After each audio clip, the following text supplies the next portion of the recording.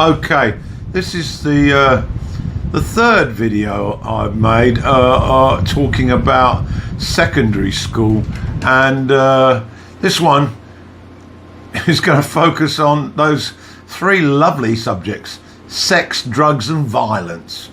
Okay, let's start with violence.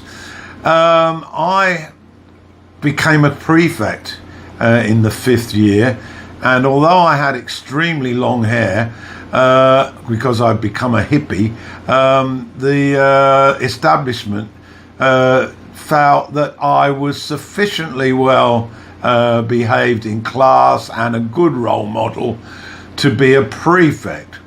Now, that required you to control the movement of the students through the school when there was a change of subject, when you moved to a different room.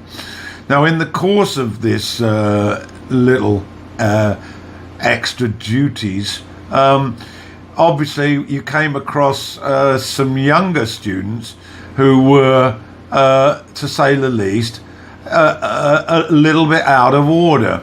And there was this one youth who actually lived in a house opposite to where, well, sorry, not opposite, near where I lived.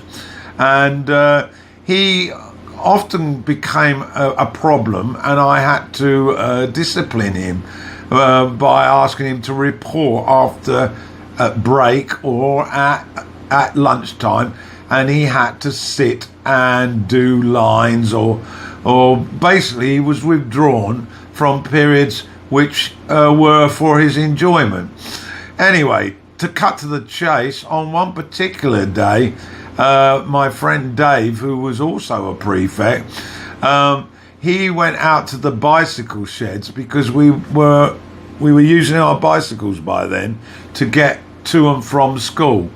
And as I went out a few minutes later, this was at the end of school, I noticed that one of these boys that I had been reprimanding started to cause trouble with my friend Dave. And Dave was quite a sort of passive guy, and this sort of bully was roughing him up. So anyway, I arrived on the scene and turned the tables, and so I ended up roughing this guy up. Okay, so he ran off, and I thought, well, that's the end of that. Wrong. When I came out the next day with my bike, and my friend Dave was with me, we got to the entrance, and by the gate was this scruffy little youth and his older brother, who was about 19 years of age and looked a little bit like a bear. He looked like a ferocious bear, and he was a member of the Hells Angels in the area where I lived. He had a motorbike.